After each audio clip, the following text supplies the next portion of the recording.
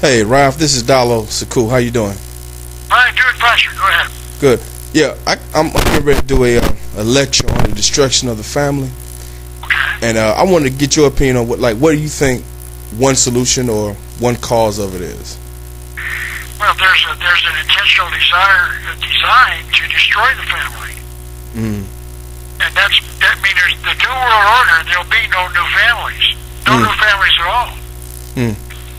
They're going to destroy the family.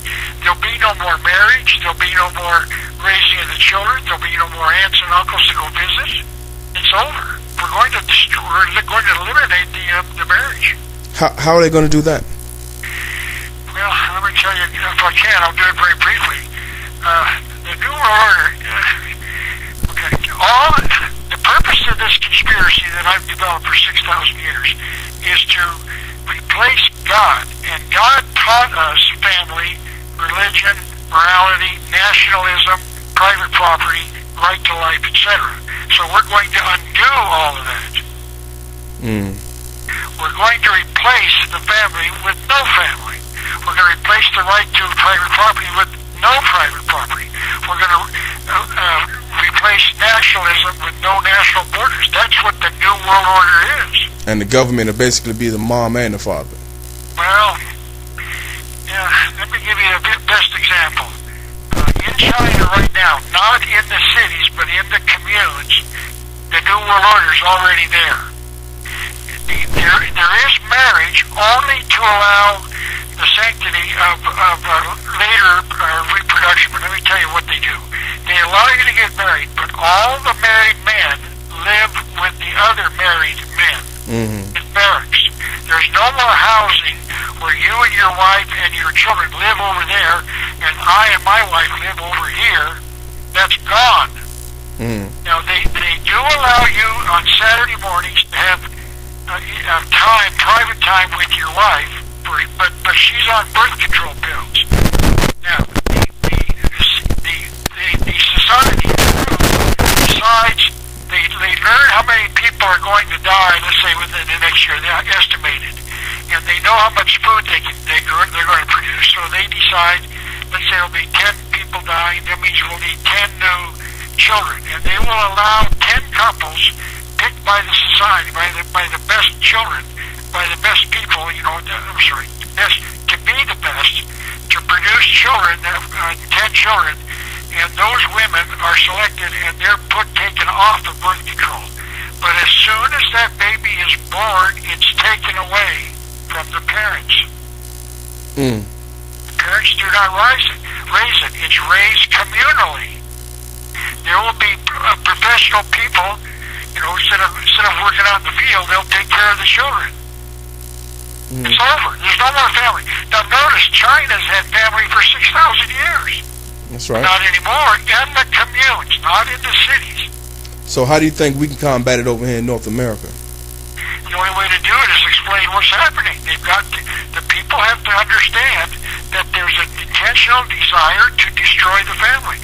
If you want to prove it, go to the Communist Manifesto by Karl Marx. That's right. He talks about the destruction of the family. It's over. They want to destroy. What's wrong with the family? Everything. That's why there's pressure on the wage earner so that the wife will go out and work as well. And when she does that, she turns her children over to a daycare center so that mom's not home raising the children like she used to be. That's right. So that's by design. They want the children to be raised by someone other than the mother. State-owned daycares, public schools. Correct, or public schools. That's correct. Yeah, okay. Now, kindergarten here in Arizona, there's a school district that has year-round school. What? Traditionally, the parents were able to keep their children during the summer for 3 months, and they'll teach them and do things with them and show them. But that's not anymore. It's going to be year-round school. Now, there are a couple of 2-week vacations during the course of the year. One at Christmas and one, I guess, at Easter or something, and maybe a summer break. So if you've got children, in that district, you're going to have to take your vacation when the school district decides your children don't have to be in school. It's ludicrous, but I'm not joking. It's happened. It's there. I agree. I agree. If you want to, if you've got the unseen hand, I do. I was reading. There's a chapter on family in education. You can read that. It shows you they want your children. Parents are dumb, and educators are smart, and that you've got to live with them, but put up with it, and because someday you're going to be free, and your teachers will prepare it for you. That's why the teachers are counselors, and that's why they prescribe, give medication, and they take care of the children, and they're there for 8 or 10 hours a day. So the family's going to be destroyed. It's it. Now there's pressure on the man to run away and not take care of children. What do they call it? Child support. And the courts decide that if you're going to, marriage used to be for the rest of your lives, or at least till death. Divorce, if you wanted to get divorced, only not single, couples without children should get divorced. If you're going to raise children, you better be a good husband and a good mother, so that you can raise the children 21 or 16 or wherever they, or 18, wherever they go home, go away from home. But that's not anymore. Now the woman has to work. The husband, because the job, he's never working a 60-hour week to make enough money to pay for it. I talked to my cousin's son, who's an executive for corporations. He needs $30,000 a month net to survive each month. Mortgages and college, and he's working, 60, 70 hours a week to do it, or he's not home taking care of his children. Tell him he need to downsize his lifestyle to the. You bet. He's going to say, what's more important to me?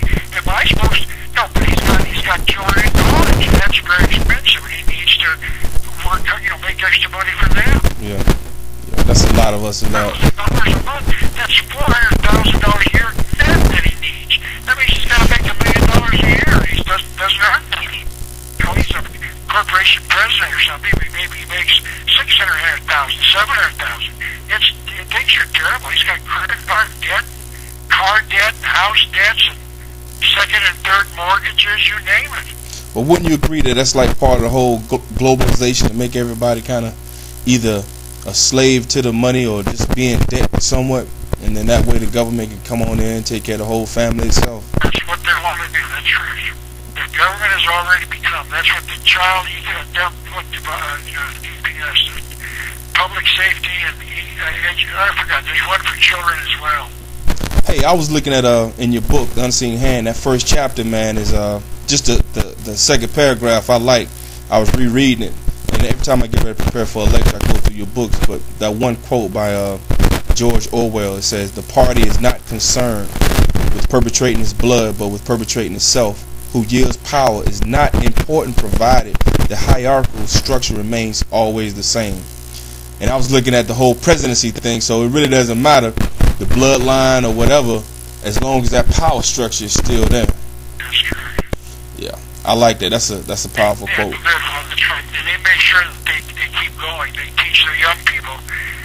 I met a retired colonel in the Army. He was in the Army. He's out now, but he was. I met him on business, and we got to talking, and he said, I said, he was in support of this conspiracy, and I was in opposition. And I said, where did you learn this? He said, my father was involved, and he taught me. I said, how did he do that? He said, he sent me to the right schools. So he got the proper education, and he learned about this stuff, and he believes in it. So he basically got his mind. Yep.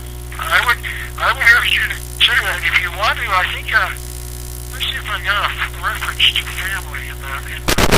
I haven't seen that. Hold on a second. Let's see if I got it. No, I didn't have a separate chapter, but I would get into education. The parents should get their children out of public education.